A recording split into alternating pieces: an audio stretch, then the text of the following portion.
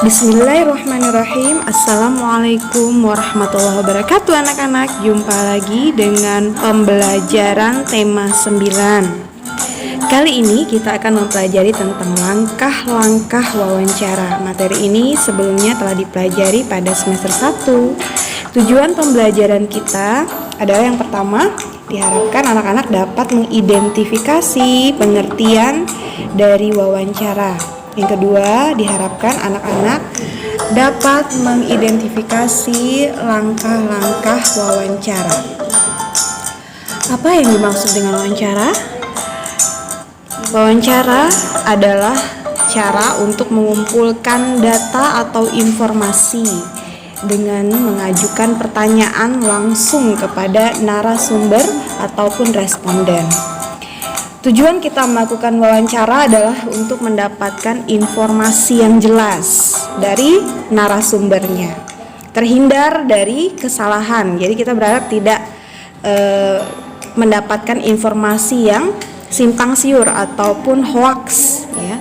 Karena dalam Islam, Quran surah Al-Hujurat ayat 8, Allah memerintahkan kita kepada orang-orang yang beriman untuk melakukan tabayyun. Ya, apa itu tabayyun? Yaitu meneliti suatu kebenaran informasi. Ya, jika seorang yang datang kepadamu membawa suatu berita, maka telitilah kebenarannya, lakukanlah tabayyun agar kita tidak mencelakakan suatu kaum karena kecerobohan kita dalam menerima informasi yang akhirnya bisa membuat kita menyesali perbuatan kita.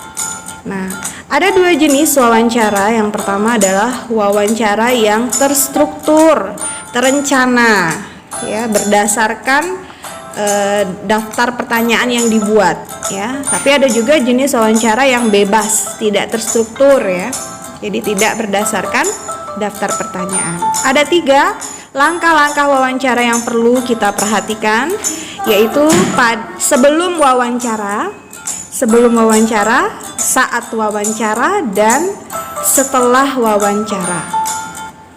Jadi ada beberapa langkah di setiap tahap wawancara. Yang pertama, sebelum wawancara, apa yang harus kita persiapkan? Yang pertama adalah kita tentukan dulu topik wawancaranya, apakah tentang kesehatan, ataupun tentang pendidikan, ataupun tentang pembangunan, ya.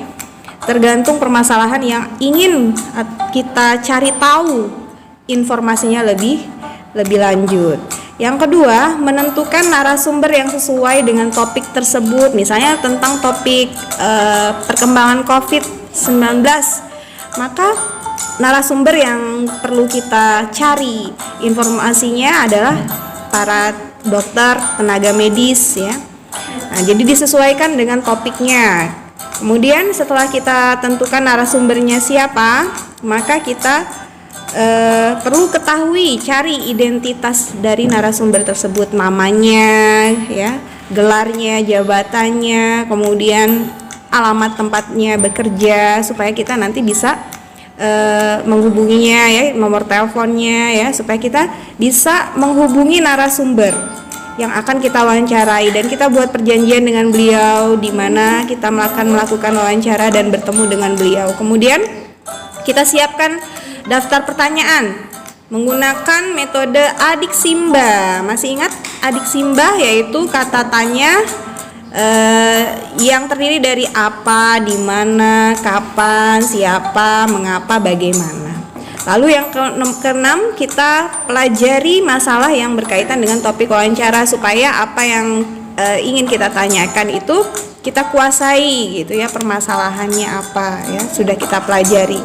Kemudian yang ketujuh, kita siapkan, jangan lupa, alat untuk merekam hasil wawancaranya. Dan semua itu kita lakukan untuk persiapan sebelum wawancara, ya. Nah, ketika wawancara ada beberapa langkah yang harus kita sangat perhatikan, ya, saat berwawancara dengan narasumber. Apalagi narasumbernya adalah orang yang penting, ya, dan lebih tua dari kita. Nah, jadi yang pertama yang harus kita lakukan adalah datang tepat waktu untuk menghormati perjanjiannya ya, menghargai narasumber. Kemudian yang kedua, bersikap sopan santun, wajar dan ramah. Awali dengan pertanyaan yang ringan, misalnya apa kabarnya Pak, gitu ya. Kemudian yang keempat, bertanya dengan pertanyaan yang jelas dan singkat, menggunakan kalimat efektif. Masih ingat tentang kalimat efektif anak-anak? Kalimat efektif itu kalimat yang singkat, jelas, dan dapat dipahami oleh orang yang kita ajak bicara. Ya, kemudian yang kelima, hindari pertanyaan yang bersifat pribadi. Misalnya Bapak sudah sarapan belum pagi ini? Nah, itu nggak penting pertanyaan itu ya kalau ditanyakan ketika wawancara. Kemudian yang keenam, mencatat hal-hal penting.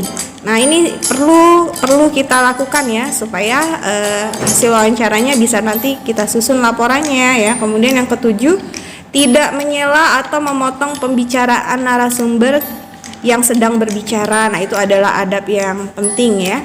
Kemudian yang kedelapan, jangan lupa ucapkan terima kasih ketika kita selesai melaksanakan wawancara. Nah, setelah kita melakukan wawancara, apa yang harus kita buat? Yang pertama adalah membuat laporan wawancara. Jadi kita buat laporan itu kita tulis dengan format laporan hasil wawancara. Dan kita tuliskan pula kesimpulan dari hasil wawancara ya. Wawancara ini kalau sudah dalam bentuk laporan itu sangat bermanfaat anak-anak. Jika sudah dalam bentuk laporan yang lengkap gitu ya, maka informasi kita itu akan bermanfaat bagi orang yang membaca laporan hasil wawancara tersebut ya, akan mendapatkan informasi yang valid ya. Nah, bagaimana bentuk laporan atau format hasil wawancara? Itu akan kita pelajari pada materi selanjutnya. Ya, semoga apa yang kita pelajari hari ini bermanfaat. Silahkan nanti anak-anak berlatih ya. Kemudian itu saja yang dapat Ustazah sampaikan pada hari ini. Jazakumullah khairan katsir. Assalamualaikum warahmatullahi wabarakatuh.